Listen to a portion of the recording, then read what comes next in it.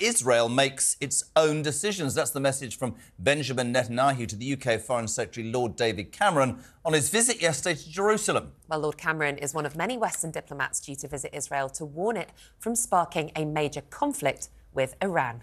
Joining us on this now is editor of Business News Europe, Ben Aris. Ben, a very good morning to you. It's interesting. Netanyahu thanked the Allies for their deeds and words, but claimed that Israel will respond in a way that Israel wants to. I get that. I also get I'm sitting on the fence here. I also get the feeling that people over here are saying, our £73 million jets, mate, helped you. Don't you think you should be listening to us? Thoughts? Indeed. The problem here is that the Israeli line has hardened. If you remember on the Sunday after the attacks, the weekend, that the Israeli cabinet had a meeting, and there was a big argument between the moderates who don't want to start a regional war because that's in nobody's interest, including Israel, and the hawks who absolutely want to hit back. And it was inconclusive, but the ground has shifted in the last 4 days, where we're now expecting the strike back. This meeting with Cameron with him and Netanyahu, that he made it clear that the Israelis are going to strike, although there's a lot of diplomacy going on at the moment. And Cameron was also shifted his ground. He was relatively critical of Israel with regards to the bombing in Gaza and the humanitarian crisis that's going on there. However, Cameron was saying, like, well, if you're going to do it, then he was using words like smart response, restrain, that they're trying to avoid this escalating. And he's suggesting that believes it's a done deal, that it will happen. And again, we had the Iranian attacks happen at the end of Ramadan, the Eid al-Fitr festival, and now the reports coming out of Israel saying that they're looking at the end of Passover, which is on April 30th. What's that? That's Tuesday in 2 weeks.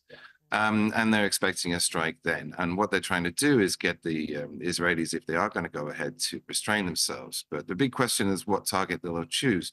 Will they hit something like Tehran, an urban city, or will they do like the Iranians did, which was to hit an airbase in the middle of the desert, which didn't do any damage and hardly hurt anybody? Yeah, Ben, I'm just intrigued to know, actually, in what way Israel could retaliate, as they vowed to do, in a way that wouldn't escalate matters or deem a response worthy from Iran. What could you imagine that they could possibly do? Well, that's the key question. I mean, in the Ukraine-Russia conflict, the US and the UK have a lot of influence over Zelensky, and they can basically tell him what he can and can't do. However, in the Israelis' case, it's quite clear that the US has no control over what Netanyahu does. I mean, the Americans are particularly terrified of starting a regional war, because one of the dynamics here is that Iran is now exporting 6-year highs of oil, and the Americans have turned a blind eye to the sanctions because of the sanctions on Russia and the effect on the oil market production. And that taking the Iranian oil off the market will send prices of oil skyrocketing. I mean, people are talking about $200, $250. And then that will send the price at the pumps up to over $5 ahead of the US election, and that will seriously derail Biden's attempt to get reelected. So this is one of the reasons why the US is so keen to avoid a war. But it seems now that the rhetoric, as I say, in the last 4 days has shifted, and that they're resigned to the fact that Israel will strike. And that's the big question. What will they hit? I mean, you know, in Telenews, we maintain a bureau in Tehran, and our guys will send their families to the countryside. So on the ground in Tehran, they're expecting a massive hit, and they're expecting Tehran to be hit, or at least it's a possibility. But if Netanyahu takes Cameron's advice and does a restraint attack, then they'll hit some military targets. But the Israelis have a track record of going after high-value targets, particularly people, generals, and what have you. And that would suggest that they'll hit some Ministry of Defense building in Tel Aviv or somewhere like that. In Tehran. And then that will escalate. The Iranians will be obliged to hit back. They told the FT that, you know, we're crazier than you are. And although the 300 drones that they sent into Israel seems like a lot, they're capable of like tenfold the size of attack. Plus, they could activate Hezbollah and attacking out of Lebanon, and then And then all bets are off. And then we're into a regional war, which will spin out of control very fast. I think it's very interesting, Ben, though. Sorry, I think my microphone wasn't working. I was trying to jump in on there. I think your word obliged was quite interesting because we've watched this escalate and tit for tat is the fear. You do this, I'll do that. I do think the one thing that needs to be said, several things that need to be said, of course, Iran, you talked about sanctions. They don't care.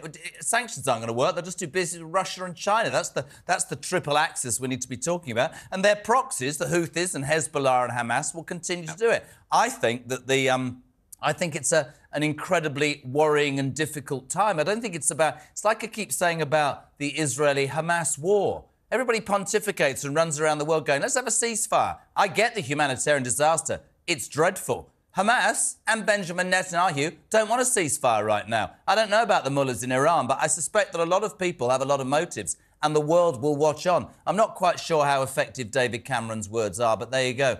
Netanyahu will do what he's going to do, I guess, and the Hamas will do what they're going to do, and Iran will do what they're going to do, and we all have to hope and pray that it doesn't end up in any bad way, I suppose, my friend. I mean, the Iranians made it very clear on the day after the attack. The defense minister came out and declared, like, mission accomplished. The attack was a big success. But then he went on to make it crystal clear that Tehran had stopped, that there won't be any more attacks. And they were hoping that the tit-for-tat thing, that they got revenge for the Israeli bombing of their consulate in Damascus, Iranians and that then, they had to respond, and they did respond. Would you believe the Iranians?